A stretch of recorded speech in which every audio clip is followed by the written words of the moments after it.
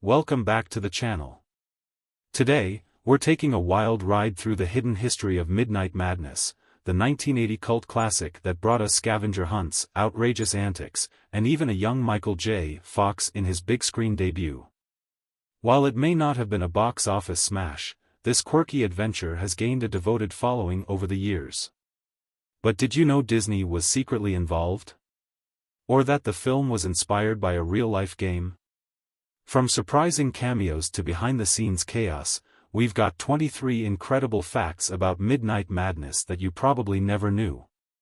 So buckle up, grab your clues, and let's dive in.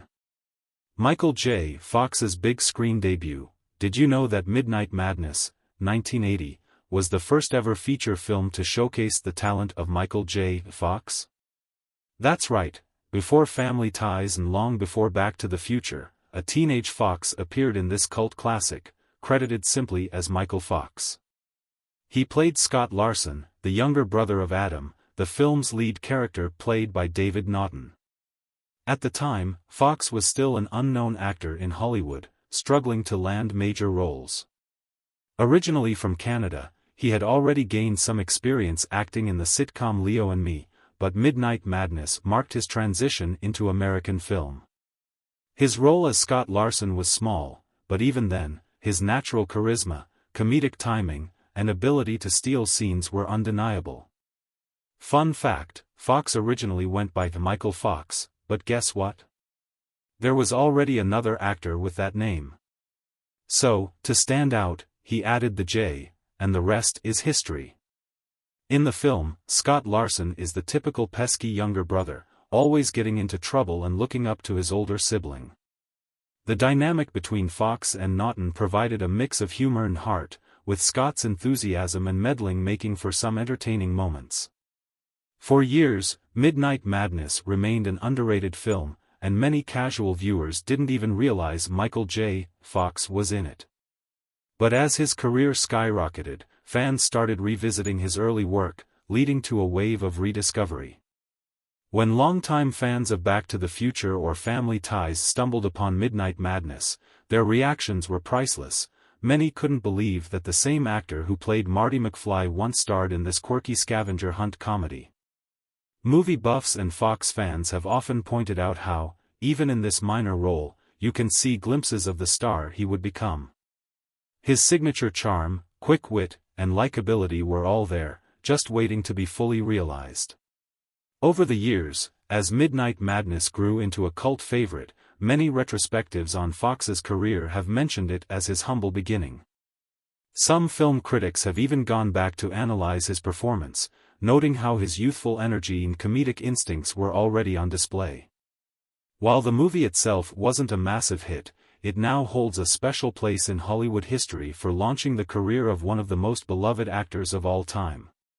Shortly after Midnight Madness, Fox landed his breakthrough role as Alex P. Keaton in Family Ties, where his performance made him a household name. Then came Back to the Future in 1985, which catapulted him into superstardom. Looking back, it's fascinating to see how this small role in a little-known Disney film was actually the first step on his path to becoming a Hollywood legend. So, if you're a Michael J. Fox fan and haven't seen Midnight Madness, now's the perfect time to check it out. It's a fun glimpse into the early days of a future superstar, and proof that even the biggest legends start somewhere. Inspired by real events, the wacky, all-night scavenger hunt in Midnight Madness wasn't just a Hollywood invention, it was actually inspired by a real-life event.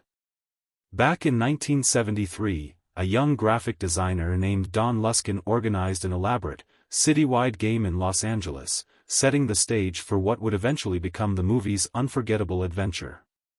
Don Luskin's original scavenger hunt wasn't just some casual weekend activity, it was a highly organized, intricate challenge designed to test players' intelligence, creativity, and endurance. Teams raced across the city, solving cryptic clues that led them to unexpected locations, just like in the film. The excitement, friendly rivalry, and unpredictable chaos of the event caught the attention of filmmakers David Wechter and Michael Nankine, who saw its cinematic potential. At the time, Scavenger hunts weren't a mainstream activity like they are today. This type of large-scale game, blending puzzle solving with real-world exploration, was a fresh and innovative concept. In a way, Midnight Madness helped introduce the idea of interactive, city-wide scavenger hunts to a broader audience, paving the way for future real-life games like the game in San Francisco and even modern escape room culture. While the movie took plenty of creative liberties, amping up the comedy and exaggerating the characters, many core elements of Luskin's original event remained intact. The film captured the sheer thrill of racing against the clock, the hilarious unpredictability of each clue, and the wild mix of personalities that made the competition so entertaining.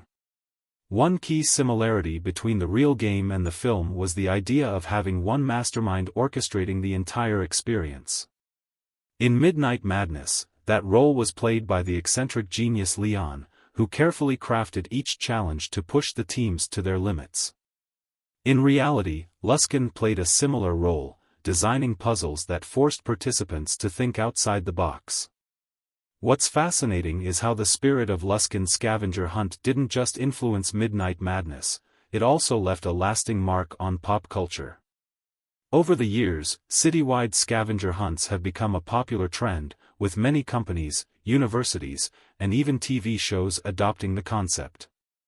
Events like the Great Urban Race and Gishwi's greatest international scavenger hunt the world has ever seen, owe some of their inspiration to this early version of the game. Even Disney itself, the studio behind Midnight Madness, embraced the concept in real life. The company later introduced Minnie's Moonlit Madness, an annual scavenger hunt event for Disneyland employees, proving just how much influence the film had in bringing this type of game to the mainstream. It's pretty amazing to think that a quirky game night in 1973 could inspire an entire movie, which in turn helped fuel a growing interest in large-scale scavenger hunts. Midnight Madness may not have been a massive hit at the box office, but its influence on interactive gaming experiences is undeniable. Disney's hidden involvement, although produced by Walt Disney Productions, the studio kept its association low-key, fearing the film's PG rating might deter their traditional audience. Paul Reubens' cameo. Here's a fun little detail that might have slipped under your radar. Paul Reubens, the man who would later become world famous as Pee Wee Herman, made a brief but memorable appearance in Midnight Madness. Long before he became a pop culture icon with his signature high-pitched laugh and quirky mannerisms, Reubens played a small but hilarious role as the Pinball City proprietor.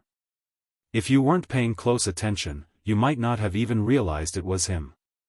Back in 1980, no one knew who Paul Reubens was, but that was about to change. He had spent years studying at the prestigious California Institute of the Arts, CalArts, where he honed his comedic skills. He later joined the Groundlings, the legendary improv and sketch comedy troupe that helped launch the careers of stars like Will Ferrell, Kristen Wiig, and Phil Hartman. It was with the Groundlings that Reubens developed what would eventually become his most famous creation, Pee Wee Herman. At the time, Pee Wee was just a recurring character in his improv sketches, but it wouldn't be long before he took on a life of his own. For fans who only know Reubens as Pee Wee, this cameo is a fascinating glimpse into his early acting days. While his role in Midnight Madness wasn't huge, it was another stepping stone in his journey toward stardom. Just a few years after Midnight Madness, Reubens took his Pee Wee character and turned it into a full-fledged phenomenon. In 1981, he launched the Pee Wee Herman Show, a stage production that became a cult hit. This led to Pee Wee's Big Adventure, 1985, directed by a young Tim Burton, which was a massive success and cemented Reubens' place in pop culture history. Dr. Pepper Connection, David Naughton, who played Adam, was also known for his Dr. Pepper commercials. In one scene, he even drinks a Dr. Pepper, blending his commercial persona with his character. Voice of Piglet on screen. Now, here's a fun fact that might surprise you: Midnight Madness features a legendary voice actor hidden in plain sight. That's right, John Fiedler, the man behind the soft-spoken, timid Piglet from Winnie the Pooh, actually appears in the film as Wally Thorpe, one of Leon's quirky neighbors. If you grew up hearing Piglet's nervous little voice, you might be shocked to realize that the same actor was part of this wild and wacky adventure. While Fiedler is best known for voicing Piglet for decades, his career was much more than just animated storytelling. In fact, he was a highly respected character actor in Hollywood, appearing in numerous TV shows, films, and even Broadway productions. His signature high-pitched, slightly anxious voice made him instantly recognizable, and he had a talent for playing nervous, neurotic, yet lovable characters. Before Midnight Madness, Fiedler had already built an impressive resume. He appeared in classic films like 12 Angry Men, 1957, where he played the mild-mannered juror number 2, as well as TV hits like The Twilight Zone, Star Trek, and The Odd Couple. But despite his live-action success, it was his work with Disney that cemented his legacy. Starting in 1968, Fiedler voiced Piglet in Winnie the Pooh and the Blustery Day, and from that moment on, he became the definitive voice of the character, portraying him in nearly every Pooh-related project for the next 37 years. Even after his passing in 2005, Disney continued using archival recordings of his voice because his performance was so beloved. For fans who grew up with Winnie the Pooh, watching Midnight Madness can be a surreal experience. Imagine hearing Piglet's voice coming from an entirely different character in a completely different kind of movie. It's one of those unexpected Hollywood crossovers that make revisiting older films even more fun. Even though Midnight Madness was just a small footnote in Fiedler's long career, it serves as a reminder of his incredible versatility as an actor. Whether he was bringing animated characters to life or playing quirky supporting roles on screen, he always left an impression. Future director in the cast: did you know that Midnight Madness didn't just introduce rising actors like Michael J. Fox, it also featured a future Hollywood director in the cast? That's right. Andy Tennant, who would later become known for directing hit romantic comedies like Hitch, 2005, and Sweet Home Alabama, 2002, actually appeared on screen as Melio, one of the goofball members of the Blue Team. While his role in Midnight Madness was minor, it's fascinating to look back and see how his journey evolved from acting in a cult comedy to directing some of the biggest rom-coms of the 2000s. In Midnight Madness, Tennant played Melio, one of the quirky and often clueless members of the Blue Team. If you remember, the Blue Team was led by Harold, the stereotypical nerd played by Stephen Furst. The team itself was full of awkward, socially inept characters, providing plenty of comedic moments throughout the movie. Melio, in particular, was one of the more exaggeratedly goofy members of the group. His antics added to the team's hilariously chaotic energy, making them the underdogs that the audience couldn't help but root for. Though he wasn't the main focus of the film, Tennant's comedic presence blended perfectly with the over-the-top humor that made Midnight Madness such a unique and entertaining experience. While Tennant had some acting credits to his name, his true calling wasn't in front of the camera, it was behind it. After Midnight Madness, Tennant quickly shifted gears and began working in the film industry as a writer and director. Over the years, he developed a reputation for crafting feel-good, crowd-pleasing movies with a perfect mix of romance, humor, and heart. His biggest breakthrough as a director came in 1998 with Ever After, A Cinderella Story, starring Drew Barrymore. The film was a modern, more grounded retelling of the classic fairy tale and was widely praised for its fresh approach to the Cinderella story. This success put Tennant on Hollywood's radar and set the stage for his future work in romantic comedies. After Ever After, Tennant went on to direct some of the biggest rom-coms of the early 2000s, Sweet Home Alabama, 2002, Hitch, 2005, Fool's Gold, 2008, Novelization Release. Did you know that Midnight Madness wasn't just a cult classic on the big screen, it also made its way into bookstores? In 1980, the film was novelized by T.M. Wright, giving fans a chance to experience the wild scavenger hunt adventure in an entirely different way. At a time when home video wasn't widely available, novelizations were a popular way for audiences to relive their favorite films, and Midnight Madness was no exception. T.M. Wright wasn't just some random writer hired to churn out a quick adaptation, he was an accomplished horror and suspense novelist known for his eerie, atmospheric storytelling.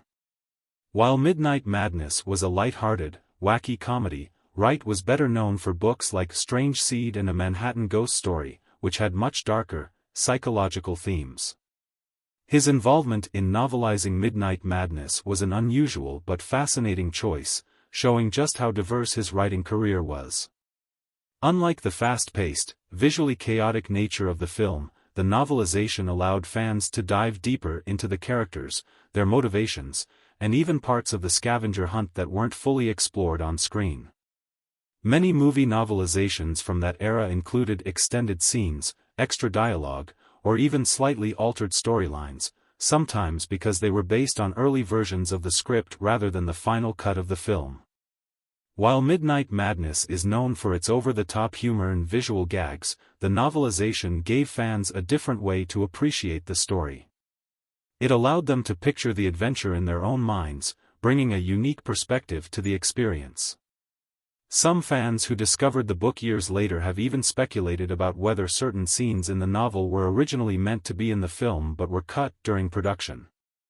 Because Midnight Madness was never a massive blockbuster, the novelization wasn't widely circulated, making it a rare find today. Over the years, it has become somewhat of a collector's item, with copies occasionally popping up on auction sites and in second-hand bookstores. Fans who have managed to get their hands on a copy often share their excitement online, calling it a nostalgic treasure from a time when movie tie-in books were a major part of film fandom. As Midnight Madness gained cult status over the years, more fans started rediscovering the novelization, sharing their thoughts on forums and social media. Some have even compared it to other classic movie novelizations from the era, like those based on Star Wars or Ghostbusters. While it may not be as well known as those, it holds a special place in the hearts of die-hard Midnight Madness fans. Some readers have even pointed out how the novelization gave them a newfound appreciation for the film. The book's format allowed them to understand certain character dynamics better and made them notice small details they might have missed while watching the movie. For collectors, film buffs, and nostalgic fans, the Midnight Madness novelization remains a fascinating piece of movie history. Whether you're lucky enough to own a copy or just learning about it now, it's proof that even the most offbeat cult classics can leave a lasting impact across different forms of media. Cult following and real-life games. Over the years, Midnight Madness has inspired real-life scavenger hunts and alternate reality games, including events like the game in San Francisco and Seattle. Theme song performer. What's a great 80s comedy without an unforgettable theme song? Midnight Madness may have been a quirky cult classic, but one thing fans still remember is its catchy and upbeat theme song. Performed by Donna Fine, the song perfectly captures the film's fun, energetic, and adventurous spirit, setting the tone for the wild scavenger hunt that unfolds. Unlike other well-known theme song performers of the time, Donna Fine wasn't a widely recognized name in the music industry. In fact, Midnight Madness seems to be one of her only notable credits, making this track somewhat of a hidden gem in 80s movie soundtracks. While she may not have had a long career in the spotlight, her contribution to the film helped give Midnight Madness its signature musical identity. The theme song plays during key moments in the film, immediately pulling audiences into its playful and chaotic world. With its upbeat tempo, lively instrumentation, and feel-good energy, the song embodies the essence of Midnight Madness, a movie that doesn't take itself too seriously and thrives on fun, spontaneity, and over-the-top antics. Much like other iconic 80s soundtracks, the Midnight Madness theme reflects the era's love for high-energy, synth-driven pop music. Even though the song never became a mainstream hit, it still stands as an essential part of the movie's charm. In the 70s and 80s, having a memorable theme song was a crucial part of a film's branding. Movies like Ghostbusters, Footloose, and The Breakfast Club all had theme songs that became just as iconic as the films themselves. While Midnight Madness didn't reach that level of mainstream success, its theme song still plays a key role in making the movie feel distinct and nostalgic. Despite Midnight Madness not being a major box office hit, the theme song remains a standout piece of its legacy. Over the years, die-hard fans have rediscovered it, sharing their appreciation on social media and in online forums. Some even consider it one of the most underrated movie themes of the 80s.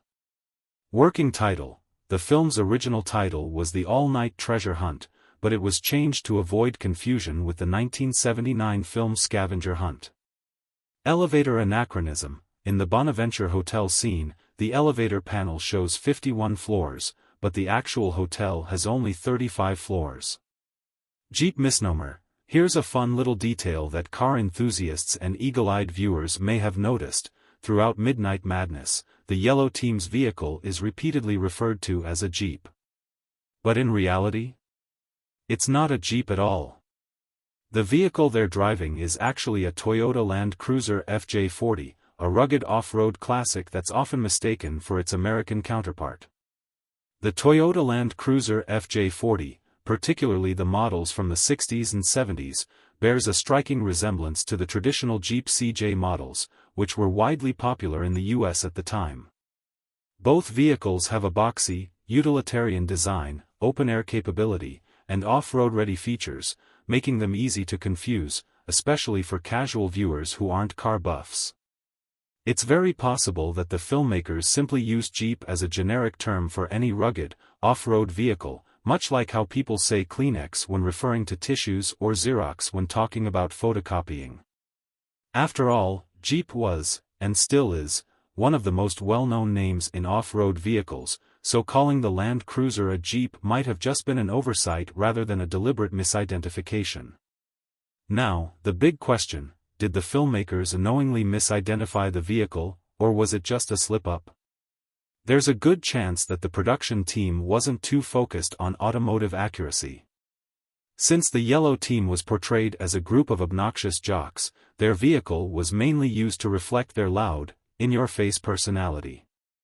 Whether it was a Jeep, a Land Cruiser, or any other off-road vehicle, the main goal was to have something tough and sporty that matched their aggressive energy.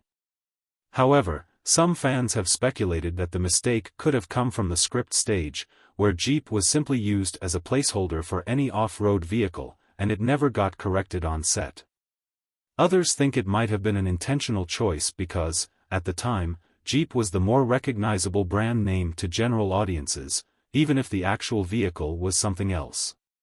Maggie Roswell's film debut, Maggie Roswell, who voices Maude Flanders on The Simpsons, made her feature film debut as Donna, the Red Team leader. Set locations: the Johnny's Fat Boy restaurant was actually Johnny's Coffee Shop, which closed in 2000 but remains a popular filming location. Pinball City filming spot: the Pinball City scenes were filmed at Castle Park, later Malibu Castle, Miniature Golf in North Hollywood, which closed in 1998. Second PG-rated Disney film: this was only Disney's second PG-rated film, following The Black Hole, marking a shift towards more mature content. Box office performance: despite its cult status today, the film was a box office disappointment, grossing only $2.9 million against a $4.5 million budget. Critical reception: when Midnight Madness hit theaters in 1980, it wasn't exactly met with glowing reviews, especially from one of the most influential film critics of all time, Roger Ebert. Despite being a fan of the film's co-directors, Michael Nankine and David Wechter, Ebert didn't hold back his disappointment when it came to this wacky scavenger hunt comedy. Ebert's biggest issue with Midnight Madness seemed to stem from its lack of originality and comedic depth. While the movie aimed to be a fun, fast-paced adventure filled with quirky characters and over-the-top antics, Ebert felt that it leaned too heavily on clichés and predictable humor. Instead of delivering sharp, witty dialogue or truly inventive gags, the film often fell into juvenile comedy and exaggerated stereotypes, which didn't quite land for him. Another key complaint was the film's structure. While the scavenger hunt concept had potential, Ebert believed the execution felt repetitive, with clues and challenges that didn't escalate in excitement or cleverness. This made the movie feel dragged out rather than building toward a truly satisfying climax. While Ebert's criticisms were valid from a traditional film critique perspective, it's worth noting that Midnight Madness was never meant to be a critically acclaimed masterpiece. The movie was designed to be a light-hearted, over-the-top comedy aimed at younger audiences, prioritizing fun and chaos over deep storytelling or cinematic brilliance. In fact, many fans of the film would argue that its campy humor and exaggerated characters are exactly what make it charming. While it may not have been a hit with mainstream critics, Midnight Madness later developed a cult following, with audiences embracing its goofy energy, nostalgic 80s vibe, and unique premise. Looking back, Midnight Madness might not be a perfect film, but it has certainly aged differently than Ebert initially predicted. While it still isn't widely regarded as a comedy classic, its status as a cult favorite has grown, especially among fans of offbeat 80s films. Many appreciate it as a fun, late-night watch that doesn't take itself too seriously, something that wasn't necessarily apparent to critics at the time of its release. Influence on future games. The film's concept has inspired various real-life events, including Disney's own Minnie's Moonlit Madness, an annual scavenger hunt for cast members. Music by Julius Wechter. The film's score was composed by Julius Wechter, father of co-writer and director David Wechter. Dr. Pepper commercial impact. David Naughton's association with Dr. Pepper ended after he took on more adult roles, notably in An American Werewolf in London. Pee Wee Herman's early role. Paul Reubens' role in Midnight Madness was one of his early film appearances before creating his iconic Pee Wee Herman character. And there you have it, 23 crazy facts about Midnight Madness. From its real-life inspiration to its unexpected Disney connection, this film is packed with surprises. So, are you a fan of this cult classic? Did any of these facts blow your mind?